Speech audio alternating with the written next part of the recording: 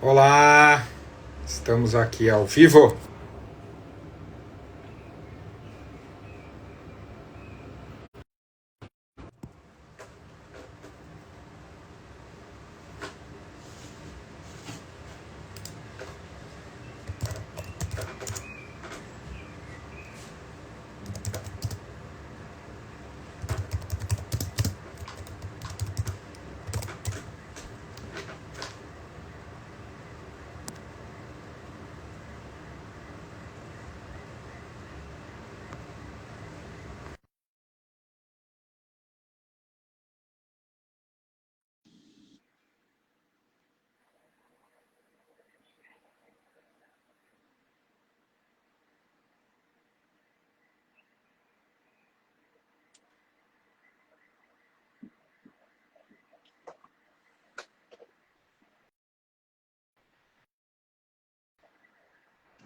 Alfredo, Oi, peraí, deixa eu virar minha imagem aqui.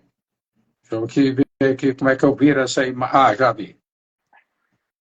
Pronto. aê, Aí, finalmente. finalmente, coisa De- boa, coisa de- boa.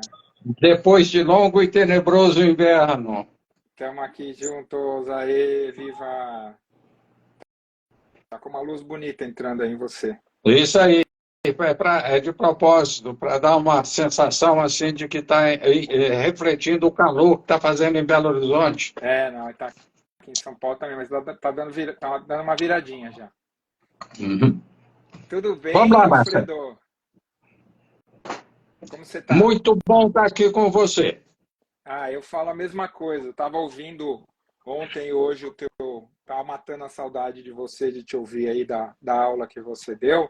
E acho que para as pessoas que estão chegando aqui, para mim queria dizer que é um prazer enorme, um privilégio estar com você. É sempre né, as pessoas que estão entrando aí não fazem ideia da, do que você representa. Eu acho que a tua curiosidade para a vida e vontade de aprender é um negócio espetacular. Eu sempre aprendo com você e tenho certeza que quem vai estar nos ouvindo vai aprender muito também. Ô, Marcelo, eu que sempre aprendo com você, seja diretamente, seja através das suas sugestões. Aquela sugestão lá do Fundamentos da Arquidisciplinaridade, já li, aquilo me prendeu, viu? Me cativou e me capturou. Que bom, que bom. Talvez antes da gente chegar na arquidisciplinaridade aí para que ela serve, podia se apresentar um pouco para as pessoas e falar um pouco de como é que você chegou nesse momento aqui da tua vida. Muito bem, então você está falando a primeira pessoa singular, quem sou eu? Vamos lá. Exatamente. Eu, Soube que eu, eu fui recém-expulso da UFMG por ter completado 75 anos. Servidor público tem que aposentar. Um mês antes eu aposentei. Foram 50 anos como docente da UFMG. A primeira fase da minha vida lá no departamento de física, eu me enquadro como aquilo que no jargão carinhoso da física é conhecido como calha a boca e calcule. Certo? Então, era seguir as metodologias da física, resolver equação diferencial, tudo que corre assim, um certo risco, o orientador não mexe com isso, não. Certo? Então, por exemplo, mas mexer com cosmologia, não. Certo? Aquela coisa bem padrão. A forma como nós carinhosamente nos referimos a calha a boca e calcule, a seguir aquilo que é padrão ortodoxo dentro da física. Eu fiz isso pelo menos uns 20 anos. Fui ser crescedor de cristal, depois medindo, montando laboratório, orientando muita gente, então, mais dentro dessa filosofia. E algumas coisas sempre ficaram atrás, os meus demônios internos me incomodando. Uma dessas coisas era fundamentos de mecânica quântica. Isso sempre me estava lá, estou sempre perturbando. E era uma das coisas que a comunidade de física falava: não mexe com fundamentos de mecânica quântica, não, que você vai se estrumbicar na sua carreira. E então com o passar do tempo, eu já professor titular, falei, agora eu faço o que eu quero. Então eu fui estudar um pouco de fundamentos de mecânica quântica, comecei, e paralelamente eu comecei a estudar sistemas complexos e fazer no laboratório, cala a boca e calcule, tá certo? Assim, produzir padrões auto-organizados no laboratório, mas aquela coisa bem pragmática, empírica. Então, eu fiz muito disso. Se tiver chance, eu falo um pouquinho disso aqui para você. Aí, mas, ao mesmo tempo, paralelamente a isso, eu também assumi alguns cargos de direção da UFMG, e fora da UFMG, dirigi um centro tecnológico. O centro é o IPT de São Paulo, que aqui era o CETEC, Centro Tecnológico do Estado de Minas Gerais. E fui um sócio fundador, um docente que ajudou a constituir a CTIT, que é Coordenadoria de Inovação e Transferência Tecnológica. Então, mexi muito com essa coisa de agir e também fazer. E, num determinado momento, o reitor, que é um amigão meu, me pediu para ajudar a constituir um Instituto de Estudos Avançados Transdisciplinares. Aí eu entro, então, a prática da ciência da complexidade. Ciência não. Complexidade não é ciência. É estudos dos sistemas complexos interfaceando com a transdisciplinaridade. Certo? Quando eu entrei na transdisciplinaridade, na santa inocência e inexperiência, eu achei aquele negócio assim tão maravilhoso, encantador, que eu disse assim, bom, isso aqui é a teoria final de todas as coisas. Eu ainda tinha algum resquício lá daquele simbolismo poético de Einstein, de que morreu tentando fazer a teoria de todas as coisas. Hoje eu estou cansado de saber que isso é da ordem do impossível. Quem que ensinou isso depois foi o Stephen Hawking. Então, aí, quando você surge com a arquidisciplinaridade, aí dá um outro salto. Eu mudo de nível de consciência ou nível um nível cultural acadêmico num grau mais alto que é o arquidisciplinar. E aí eu fui estudar aquilo e fui capturado. É uma coisa assim maravilhosa. E o interessante é que na equipe que fez esse centro de pesquisas arquidisciplinar, não tem ninguém daquilo que nós, da nossa área, chamamos de ciências duras, né? Que é física, química, engenharia, essas coisas que antigamente chamava ciências exatas, que de exata não tem nada. Então, então esse é que é o cenário no qual eu me encontro hoje. Livre, não mais com vontade de agir, né? Aquele negócio, pense, depois haja, coloque no presente, depois haja. Não, agora eu quero simplesmente contemplar, certo? Um pouco disso. É óbvio, eu recebo alguns convites de vez em quando, mas eu estou sempre dizendo não. Mas quando é convite desse tipo aqui, eu não fujo dele, porque é a minha procura. Então, estou procurando esse tipo de conhecimento. É porque o mundo existe, é um filósofo, porque o mundo não existe, é outro filósofo. Então, grosso modo, esse sou eu. Então... Boa. O Alfredo, acho que para a gente, a nossa ideia aqui para quem está nos ouvindo e quem vai ouvir depois, a gente vai gravar uma vez por mês esses bate-papos. E eu, talvez fazendo as pontes, né, uma das coisas que eu tinha um desafio de criar modelos de gestão, e aí foi quando eu aprendi, apesar de você falar que complexidade não é ciência, mas foi através de entender complexidade que eu percebi que eu estava fazendo a pergunta errada, né, na época de montar um modelo de gestão lá para a Natura. Porque todos os modelos de gestão que existem, né, da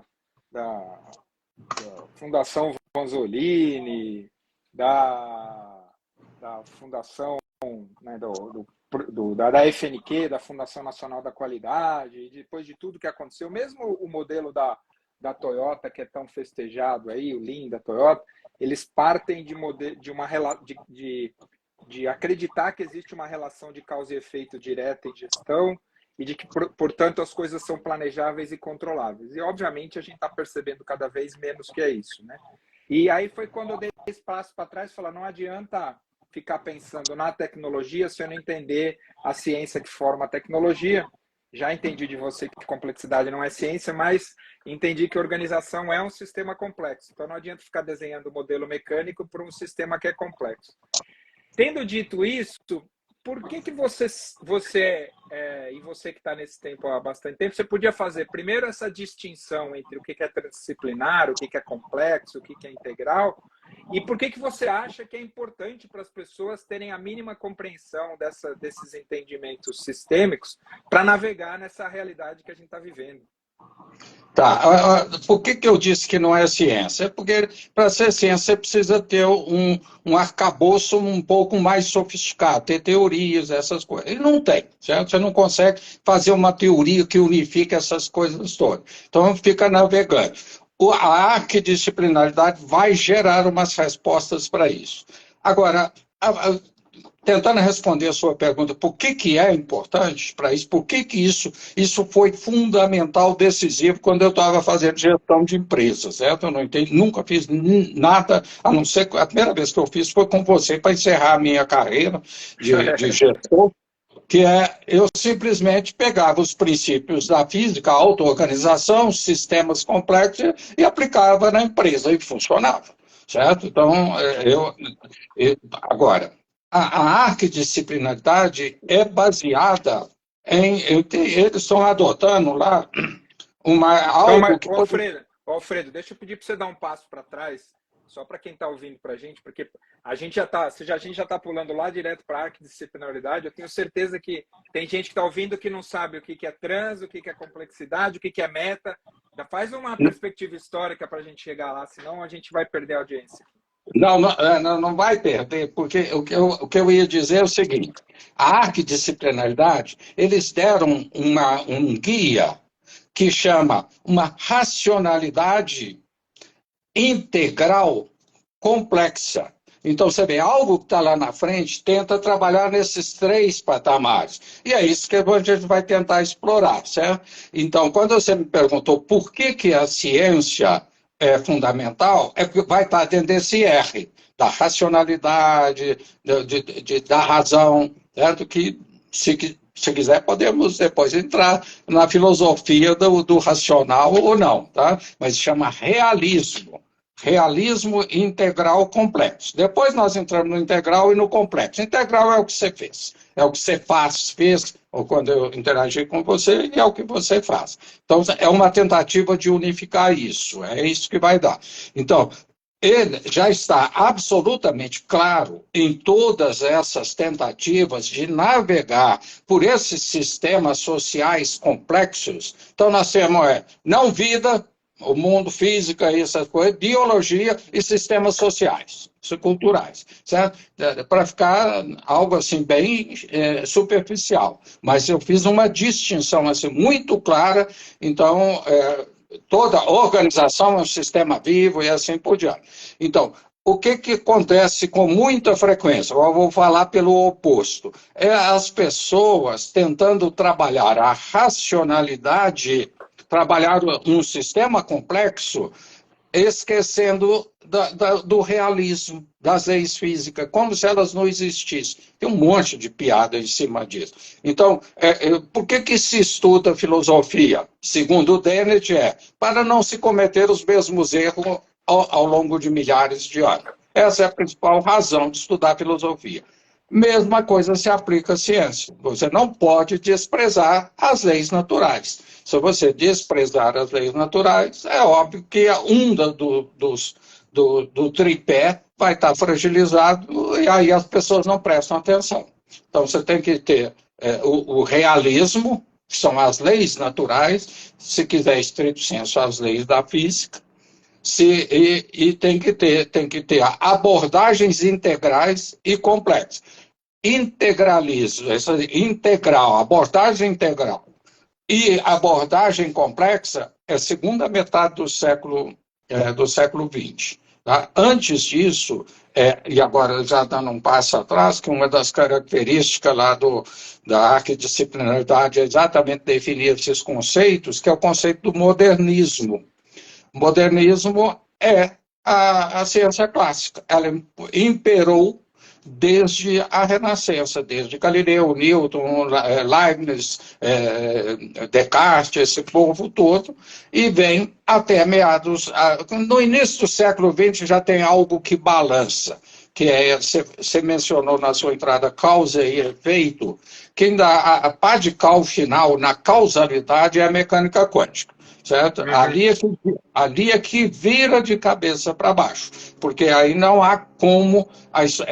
O Einstein, né, que era um crítico, morreu não acreditando na mecânica quântica, ele dizia que Deus não joga dado com a natureza. Isso, então, é porque acreditava-se no paradigma cartesiano, newtoniano, mecanicista. A mecânica quântica chama mecânica quântica, certo? Poderia ter outro nome diferente, porque ela não satisfaz a lógica de cartesiana de vale o princípio da causalidade. Então, muitas dessas coisas entram um pouco vai se encaixando dessa forma. Certo? Então, a modernidade, que aí é cultural, né, é sensibilidade cultural, tem a pré-modernidade, aí entra todos esses que a gente conhece, desde os mais arcaicos. Tem um cara que falou assim, olha, todas as culturas, de alguma forma, têm um pé no sagrado. Esse é esse período, certo? Que vai ser tudo que a nossa cultura ocidental tem um pé fortíssimo no sagrado. Então, esses são os períodos anteriores, até que chega ali e acredita-se que tudo será resolvido pela razão. E aí vamos desaguar no iluminismo. O iluminismo é altamente utópico, otimista, em que tudo será resolvido dessa forma. Quando, a partir da Segunda Guerra, Oppenheimer explode lá a bomba atômica, o mundo vira de... Você assistiu o filme, não? Claro, claro. Você gostou? O que você achou? Só um parênteses aqui. Não, olha, é impressionante, né? Obviamente que, como uma peça de arte, é realmente algo assim maravilhoso. Você fica capturado o tempo inteiro. Mas, do ponto de vista humanístico, o filme é um tanto quanto superficial.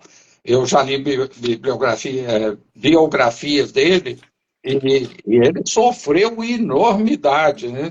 Crises existenciais profundas, e que não tem a ver assim, com perseguição do macartismo, né? Essas coisas, não. É realmente assim, que é que eu fiz com o mundo.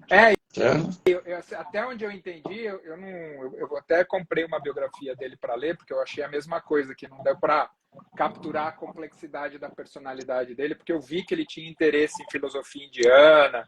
Eu falei, como é que, a partir desse entendimento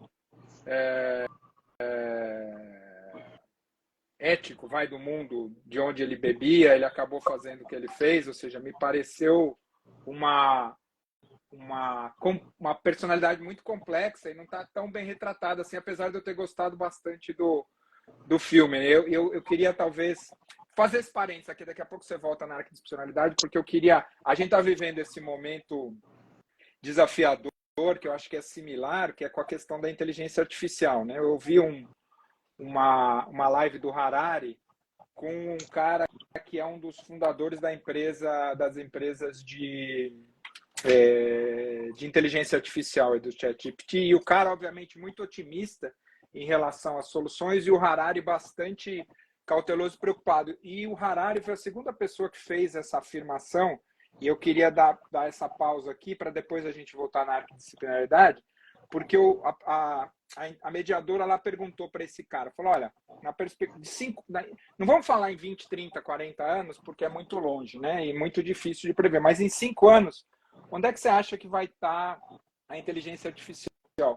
E o cara falou, olha, é muito provável que em 5 anos um algoritmo vai conseguir, porque a gente está olhando agora e a gente está impressionado com a capacidade dos algoritmos construírem linguagem e aprender com a própria linguagem.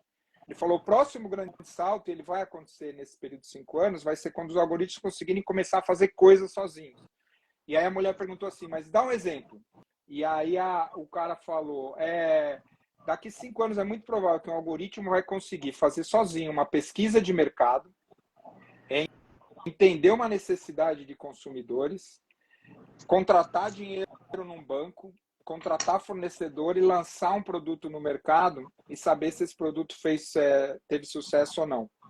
E aí o Harari falou, olha, se realmente a gente for para esse lugar e for isso que acontecer, a civilização humana, ele não está falando de extinção, ele falou a civilização humana, como a espécie dominante do planeta, deixa de existir. Ou seja, o que começou na Ciméria, com a escrita e a moeda, né, termina nesse momento, termina em 2028. Obviamente, não com, mas é mais ou menos isso. Então, queria que você comentasse isso a partir do Oppenheimer, dos dilemas éticos e dessas possibilidades. Aí depois a gente volta para a arquidisciplinaridade. Tá. Então, nós estamos com 3 aqui. A primeira é uma que você trouxe, Oppenheimer, o outro que é a Barbie. Barbie fez a Barbieheimer, tá? Faz o contraponto ali, tem tudo a ver. E o terceiro é a inteligência artificial, ok? Então, deixa eu tentar de trás para frente. Primeiro, os sistemas complexos, eles evoluem, eles têm uma propensão a sempre aumentarem a sua complexidade. E eles fazem isso de forma auto-organizada, espontânea, de baixo para cima. O computador não faz isso. Ele não faz ele só constrói a partir da memória. Ele tem memória e ele aprende com um processamento de dados ali numa velocidade absurda e aprende. Então, o que ele não vai conseguir fazer é fazer frente aos processos de evolução, de elevar níveis de complexidade hierárquicos. Esses níveis são hierárquicos, são discretos, eles não é uma subida contínua, é uma descontinuidade. Você pula de um nível para o outro, que tem uma lógica completamente diferente, um não reduz ao outro. Então, na interface humano-computador, tem essa questão. Tem 2 formas de você gerar níveis mais elevados de complexidade. Se preferir, um que está muito bem discutido lá na arquidisciplinaridade, são níveis de desenvolvimento pessoal, Piaget, ou então níveis culturais, certo? Da sociedade humana. E aí você tem que ter condições de ir galgando nível após nível. E só existem 2 formas de você subir. Uma é através é um processo de auto-organização estritamente reduzido à física, que é uma abordagem estatística que você gera um fator aleatório que demanda que você trate a coisa estatisticamente. Essa é uma forma de você evoluir, é assim que muito provavelmente a vida, creio eu, emergiu, né? Da não vida à vida. Dá para depois tratar disso. A outra forma geradora de evolução é simbólica, é informação simbólica, certo? Então, mas que informação simbólica que você vai ter que utilizar? Aí, eu não acredito ainda que o computador saiba lidar com isso, porque aí você vai ter todas as idiosincrasias inerentes do ser humano. Você precisa de instabilidades emocional, e todas são forças propulsoras desse galgar, eu gosto de falar isso, galgar a montanha do improvável. Você vai sempre. A vida é um sistema de alta improbabilidade que é mantida fora do equilíbrio, em equilíbrio. Então, No mundo organizacional, vocês chamam isso aí de equilíbrio dinâmico, certo? Então, a vida é um equilíbrio dinâmico fortemente fora do equilíbrio, certo? E como se chega nisso é bem domesticado pela ciência. Olha, quão poderoso você pode criar metáforas a partir do entendimento disso, como você tem um sistema que sobrevive altíssima improbabilidade dele estar lá e ele está lá, a vida, por exemplo, certo? E como é que ela evolui. Eu ainda não acredito, eu tenho olhado muito essa questão da inteligência artificial, acredito que isso vai gerar muito transtorno social, mas mais do ponto de vista de oportunidade. O pessoal vive falando de insustentabilidade, eu falei, vamos inverter a coisa. Aí eu escrevi um texto aqui para esse grupo que chama não é bem assim, mas em português mais rasgado a meta-oportunidade e a meta-oportunidade grandes oportunidades e grandes riscos da meta-crise, certo? A meta que gera essa coisa. Basicamente é isso que é a reflexão. Então, que para mim é a mesma coisa, certo? Acho que o computador, eu chamava muito de robô humano. Tudo que é robô humano, o computador vai deslocar integralmente. Agora, quem que acabou com a escravidão no mundo? O trator. Se não tivesse trator, tem escravidão até hoje. Então, quando você gera uma tecnologia, ele pode ser para o bem, pode ser para o mal.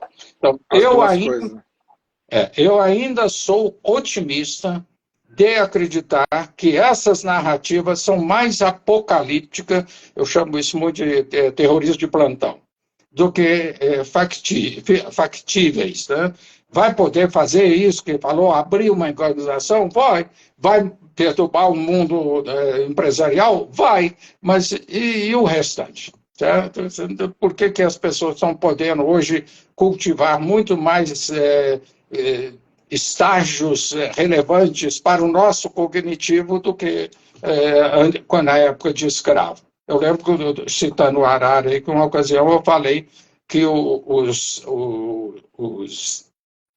os escravos tinham muito mais sentido de vida do que os estudantes universitários hoje. Aí alguém fez um protesto contra mim lá na universidade, porque aí eu citei o Harari, falei, então vai reclamar lá do Harari. Porque ele dizia exatamente isso. Os estudantes de hoje estão vivendo uma crise existencial de o que ele vai fazer. E não tem a ver com essa questão. Tá? Não é? O computador vai gerar oportunidade para eles. Eu posso estar sendo otimista, mas é otimista que eu sempre fui.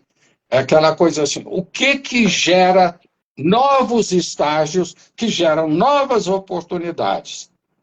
Crença, pronto, aqui é tudo. Pense, use o que você tem de melhor na sua percepção e aí acha, certo? Então... Mas vamos voltar então para a disciplinaridade, porque um dia a gente vai ter que fazer... Eu sou um pouco mais pessimista que você, então a gente junta o seu otimismo com o meu pessimismo, talvez a gente chegue num realismo razoável.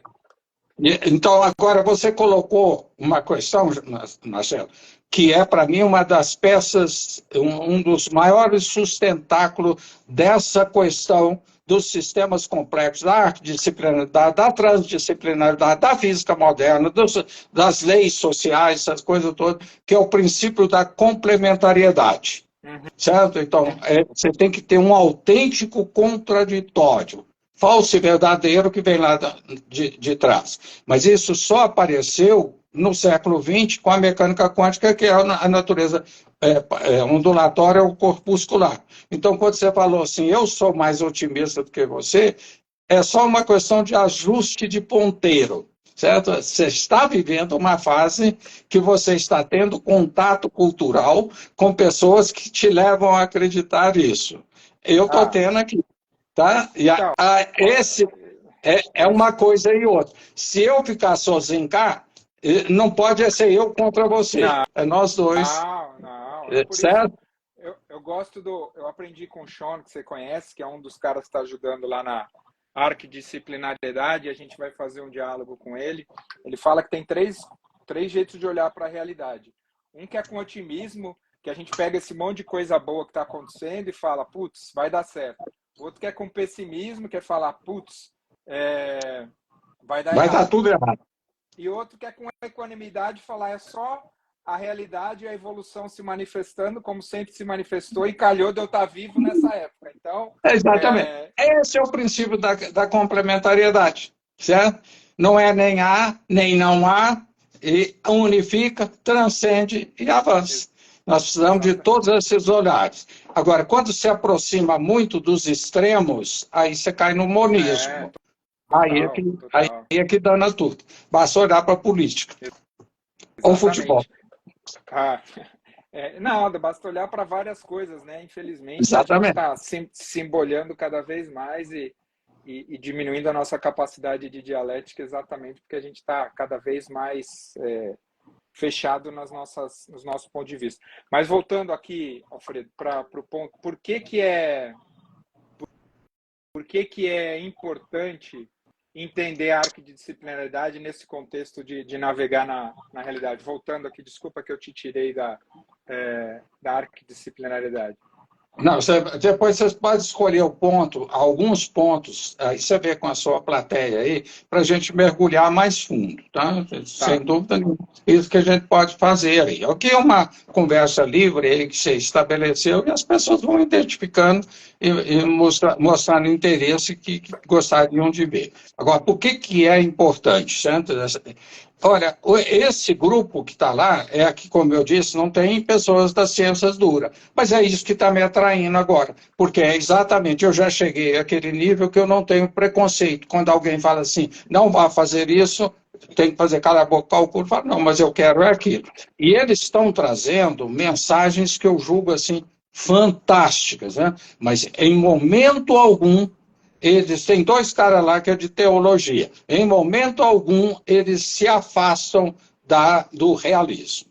Certo? Então, é tudo balizado desta forma. Então, mesmo num movimento como esse, essencialmente vindo das ciências humanas, que me capturou, eles não abrem mão desse olhar das leis da natureza. Que antigamente não existia lei da natureza. Na pré-renascença não existia lei da natureza. Você encontrava mitologia. Para trás ali é mitologia. Certo? É mitologia, e aí vale tudo. Mas, não, sem dúvida nenhuma, a mitologia é que vai nos trazer, que nos trouxe até aqui. Algum problema contra a mitologia? Não. Você tem que aprender, inclusive, as mitologias históricas, para você poder saber ir navegando nesse mar. Então, para mim, a grande... um balizador, para mim, a pessoa desrespeita de forma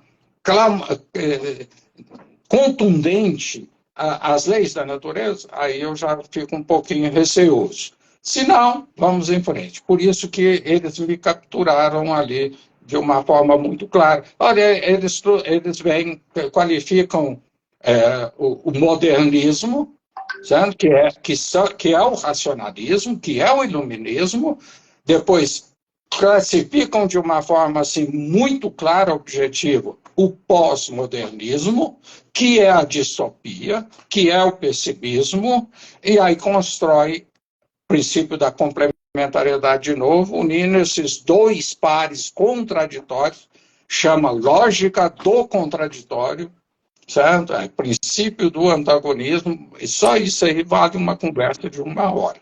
E aí gera-se a metamodernidade. Então, agora já estou falando lá dentro, certo? O que eles vão fazer é exatamente É tempo nosso que está esgotando?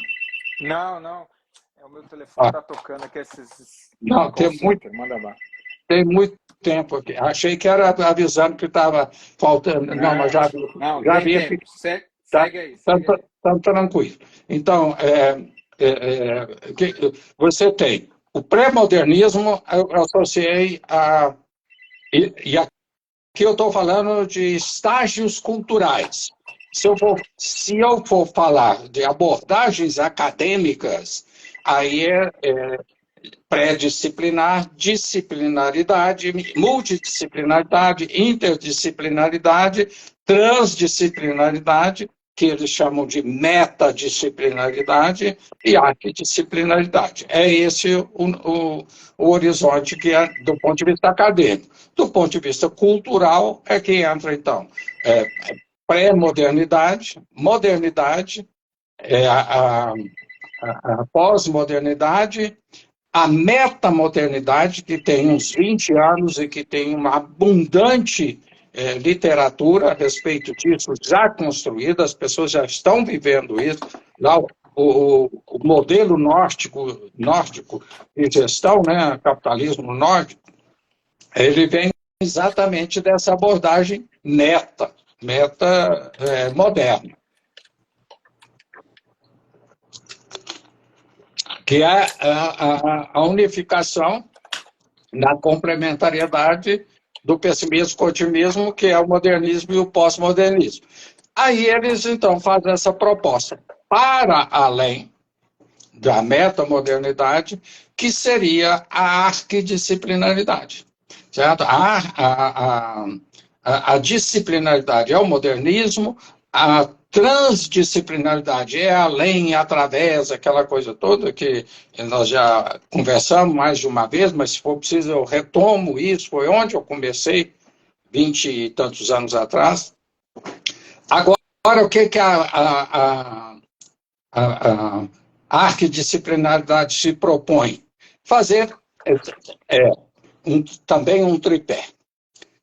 A transdisciplinaridade é base.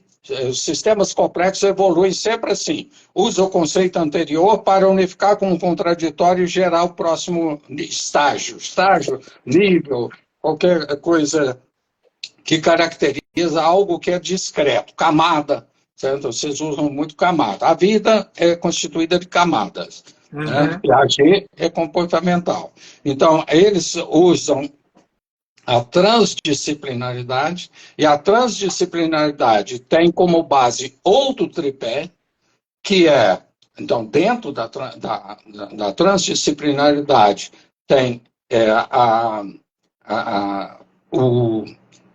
complexidade, a dialética quântica e os níveis de realidade. Os níveis são discretos, e aí lá já se ensina que não existe limite. Certo? Você sempre vai evoluir.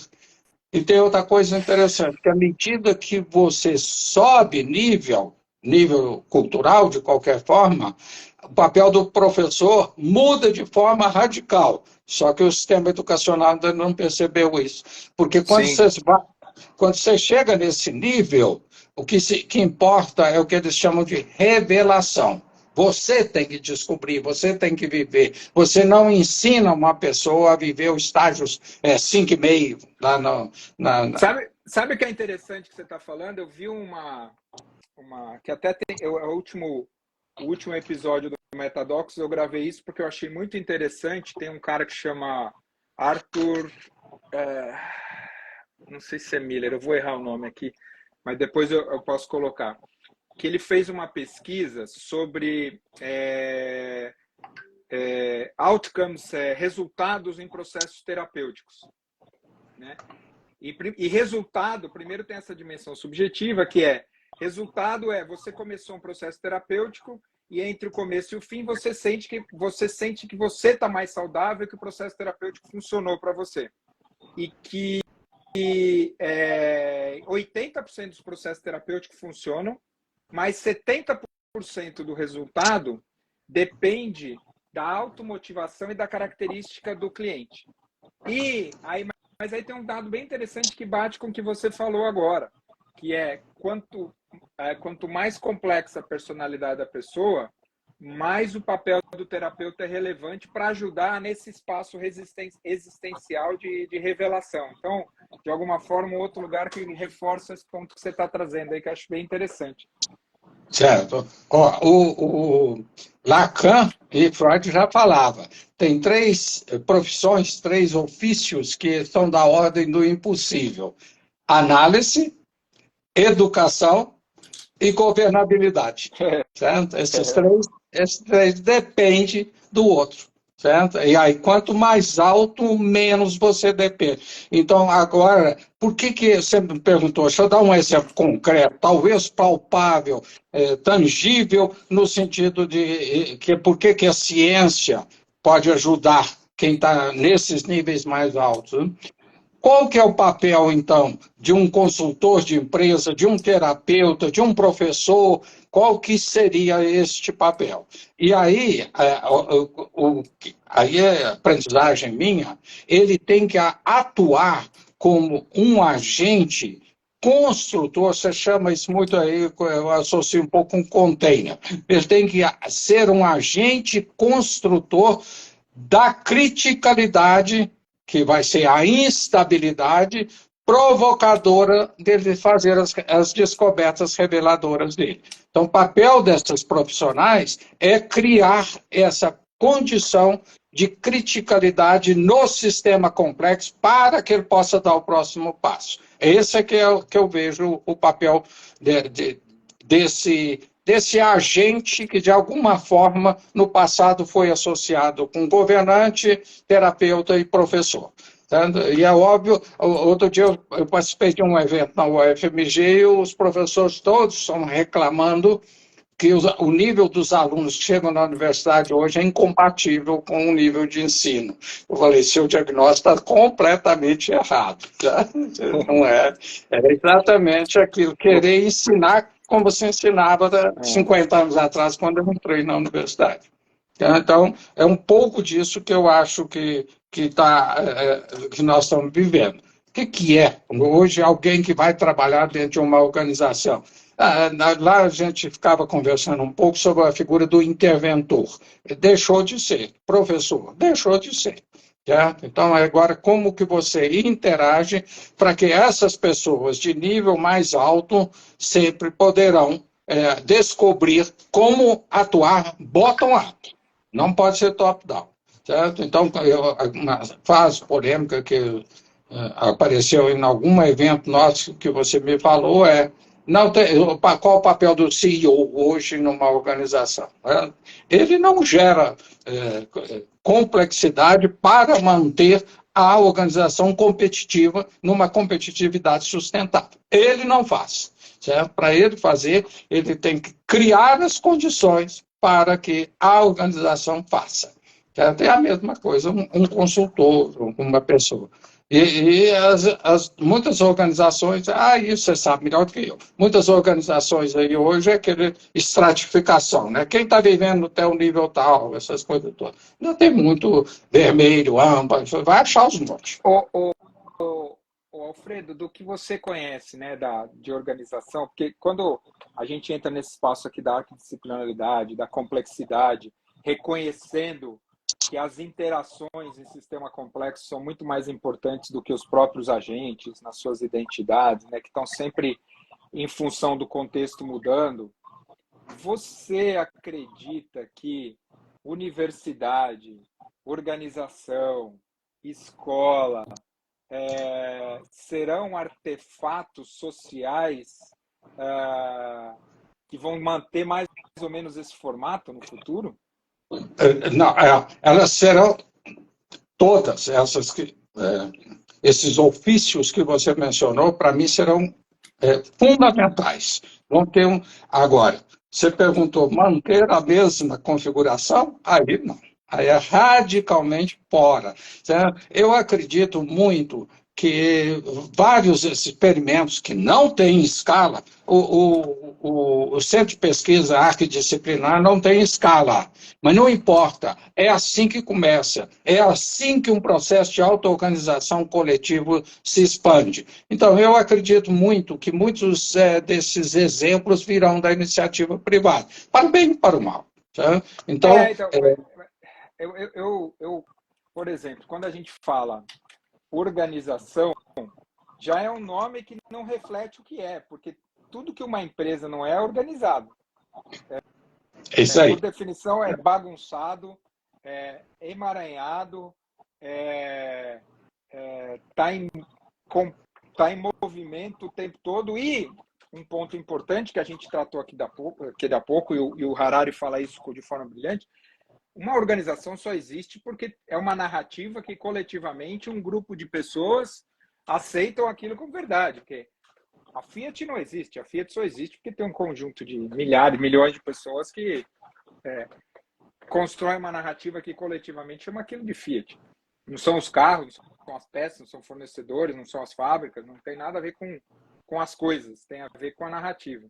Considerando isso, considerando o poder da narrativa de formar a nossa percepção da realidade, eu acredito, e eu estou há bastante tempo nisso, eu acredito que a gente precisa inventar um outro nome, com outro tipo de narrativa, para emergir algo muito diferente disso, porque quando a gente pensa em organização e a gente pensa nas empresas, particularmente as empresas de tecnologia, que estão construindo um poder nunca visto antes, nem por estados, de poder de formar comportamento, me parece que é um formato que está longe de dar uma resposta para esses dilemas que a gente está trazendo. Não é uma resposta arquidisciplinar, por exemplo, esse formato de organização. Mas eu acho que essa é a procura deles lá, tá? Do centro de pesquisa arquidisciplinar, eles vão entrar por aí, porque você pode ter a complexidade muita baseada, ela vai ficar tanto mais subjetiva e intangível, quanto mais ela for baseada em informação.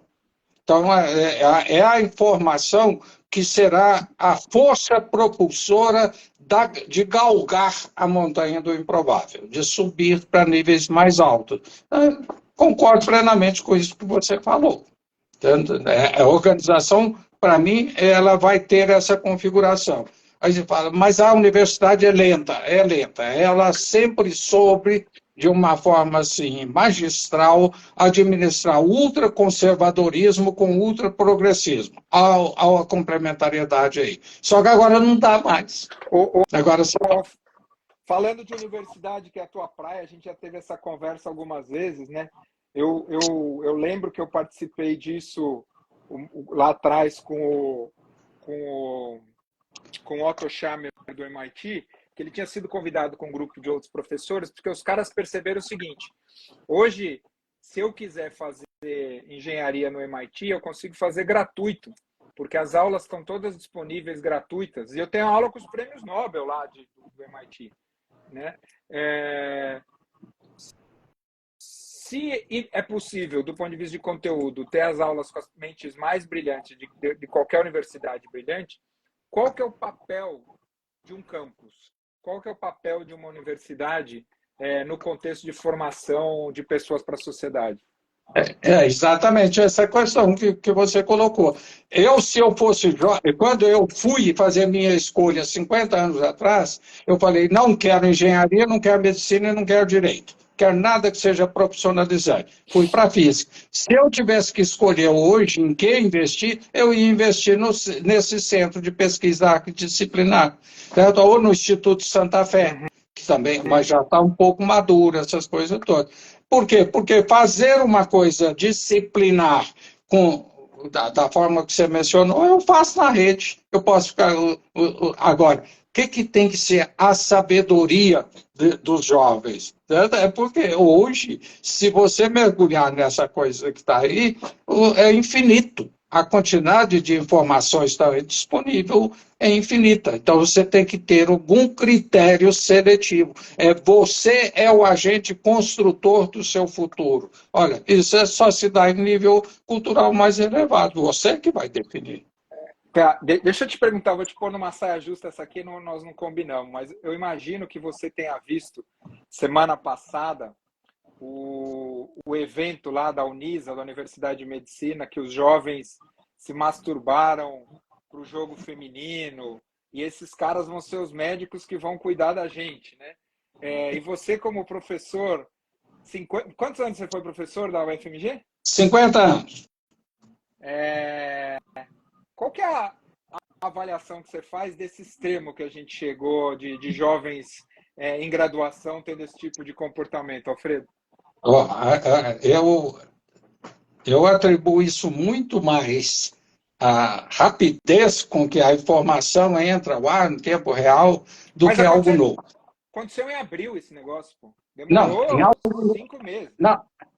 Não, tudo bem, mas de qualquer jeito tem acesso à informação de massa que agora vira uma epidemia e dissemina de uma forma explosiva através da sociedade. Mas desde que eu fui estudante, que você tem coisas desse tipo. Só que não tinha divulgação. Certo? E é óbvio que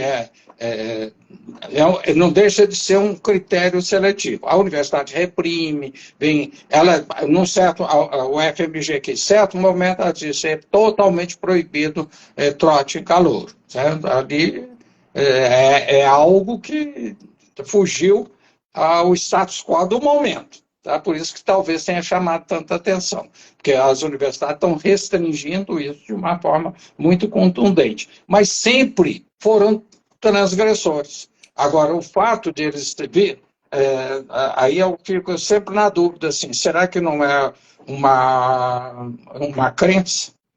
Porque, para mim, quem muda o mundo são os transgressores, no sentido não de hacker, até de hacker um pouco, mas não no sentido criminal, certo? Quem que mudou o mundo na Renascença? Hackers, certo? As pessoas totalmente subversivas, alguns foram queimados, lá o Giordano Bruno foi queimado. Então, esses é que mudam. Qual jovem você tem desde o cara que é extremamente limitado, que vai fazer aquilo porque é os 5 minutos de fama dele para o resto da vida, até realmente pessoas que estão fazendo um protesto legítimo, não dessa forma. Não, mas aí, tudo bem, transgressão eu concordo, mas tem um... E eu acho que a gente está no... Eu concordo com você, eu recebi trote, fiquei careca, tive que pedir dinheiro, sei lá, esses trotes são não é novo, mas para mim o que é novo é a gente estar colocando um limite nesse tipo de abuso, né? Nesse tipo de violência, nesse tipo de bullying.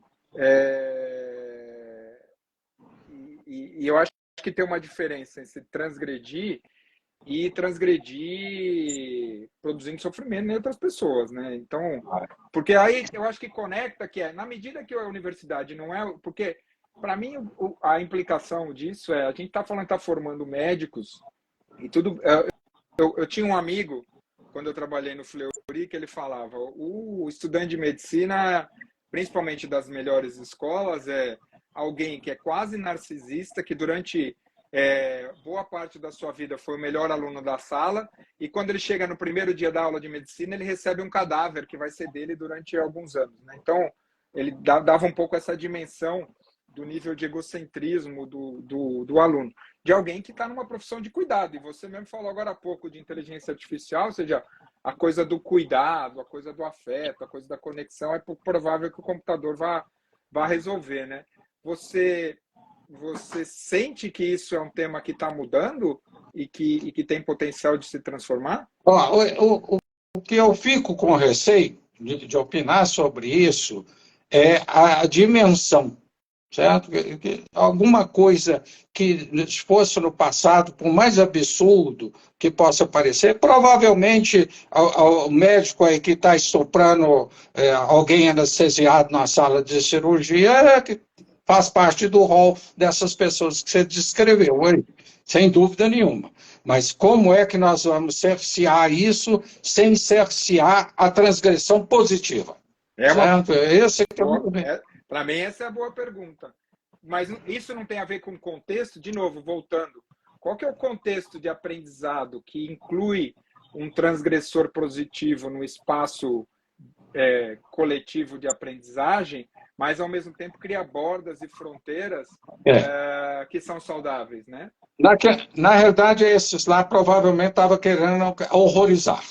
Certo? Era um pouco nesse sentido de falar assim, eu não conheço essa escola a ponto de fazer ranqueamento, em que nível que está. Se é ou não é uma boa escola de medicina, como é fácil saber, né? Quem está dentro do Einstein aí em São Paulo, obviamente, é uma pessoa diferenciada. E tem alunos, tem pessoas que no auge do desespero existencial que ele está vivendo no sistema educacional, que não oferece uma perspectiva para o futuro. A pergunta que você fez lá, que o Arábia, a influenciadora lá fez, a entrevistadora fez lá para os dois. Como é que o mundo vai estar daqui a 5 anos? Então, esses alunos vão dizer, como é que eu vou formar médico? Quando eu formar médico, será que eu vou ter a oportunidade de trabalhar como médico? Isso nunca aconteceu. Certo? Dada a dimensão que a inteligência artificial está entrando na medicina, você nunca vai saber como é que essas pessoas estão lidando emocionalmente com essa questão. E alguém aí que está fragilizado, que quer aparecer, ou está com algum problema, realmente precisando de ajuda, ele deixa extravasar de qualquer forma. Mas não sou eu que vou opinar sobre isso, não. Agora, a instituição universitária, desde que eu entrei nela, ela vem reprimindo isso de forma recorrente e sistemática. Eu não acho que esse seja um problema ou um dos principais problemas que a universidade, o Sistema Federal de Ensino Superior, por exemplo, não acho que seja um dos maiores problemas que ela enfrenta. Ela enfrenta outro tipo de problema. Qual que é? Eu diria que é exatamente essa questão da perspectiva do docente, a perspectiva do docente hoje como servidor público, aquele senhor professor, que antigamente era professor catedrático, depois virou, e depois veio uma carreira, os professores hoje já entram sem nenhuma perspectiva mais. Por isso é que esse é um bom indicador de que este modelo de universidade, Sistema Público Federal de Ensino Superior, vai passar por algo assim muito radical. Ela passou por algo radical 50 anos atrás. Cerca de 15 anos atrás foi feito um projeto chamado Reunificação e Reestruturação e Ampliação do Sistema Educacional. Foi uma das propostas mais maravilhosas que eu já vi. O governo julgou dinheiro de forma incomensurável e disse assim, pode fazer o que vocês quiserem. Só fizeram ampliação. Criaram mais departamento, mais isso, mais aquilo. A reestruturação estava toda lá, mas não tinha gente para decodificar aquelas informações que estavam lá. Então, para mim, a questão da universidade hoje é essa, certo? É esse desespero existencial de todas as camadas. Certo? Alfredo, querido, estamos chegando no fim do nosso primeiro bate-papo aqui, porque o primeiro não aconteceu, esse é o primeiro de verdade, a gente vai fazer um por mês. O pessoal que está ouvindo, por favor, dá feedback. Depois esse vídeo aqui vai para o YouTube e a gente vai criar lá uma coleção de conversas. Vocês vão dando feedback para a gente, mas faz aí as tuas considerações finais, Alfredo. Eu te agradeço realmente, como sempre, certo? Você vê em mim a síndrome do impostor, né, Danny Kruger, certo? Você vê em mim mais qualidade do que eu acho que eu tenho. Mas tudo bem nisso aí, vamos em frente. É um momento fantástico da minha vida, onde eu posso me dedicar a temas dessa natureza. Minha avaliação é essa. Se o pessoal aí tiver gostado e dando feedback, eu vou cada vez mais me envolver com esse tipo de de construção, certo? Não quero chegar a agir, não quero ser CEO de uma organização, construir uma escola alternativa, mas trabalhar com um modelo do tipo lá do que eles estão construindo lá é algo que eu animaria a fazer aqui no Brasil, certo? Começar alguma coisa assim, bem incipiente na arquidisciplinaridade. E falar com você, para mim, sempre é energizante, para usar um termo que eu sempre usava quando eu estava lá nas suas dinâmicas. Então, eu saio muito feliz e estou à disposição aí para nós continuar. Se o pessoal gostar, aqui, ó, eu sou mais ou menos assim, se o pessoal gostou e quiser, nos paute, que aí a gente fale sobre os assuntos. Não gostou, não volte, né? Ou deixe mudar. Eu sempre gosto de falar também que, ó, se você não gostou, me dê a segunda chance, porque a primeira vez eu estou sempre estressado, um pouquinho assim, ansioso, as coisas todas, mas se eu tiver um mínimo de feedback, até seu também, aí a gente pode pautar e verificar o que é interessante. Certo? Qual é o papel do CEO numa organização contemporânea? Como é que esses níveis culturais vão se estruturando? Qual é a dinâmica? Isso o pessoal já explicou tudo, né? Tem explicações assim muito boas, dinâmicas dentro de um nível e para a troca de nível. Então, essas coisas, a matemática por trás disso, tem modelos matemáticos, tem essas coisas todas que estão aí. E aí eu volto a insistir nessa questão que você colocou aqui de forma recorrente. Não abandone a ciência. Einstein dizia, ela é muito frágil, muito isso, muito infantil, muito primária, mas é o que nós temos de melhor no momento. Ainda continuo acreditando nisso, certo? Agora eu estou me descobrindo para o poder generativo, criativo das informações simbólicas. O físico nunca gostou disso, não, certo? O acaso para ele é simplesmente Einstein, né? Variáveis ocultas que nós não conhecemos. Mas hoje não. Hoje eu estou convencido de que veículos simbólicos geram realidade. Aí cai na ciência. Maravilha, Alfredo. Bora lá, vamos continuar, vamos receber os feedbacks e a gente continua. Abraço forte, Tudo bem. Alfredo. Obrigado, viu? Abraço.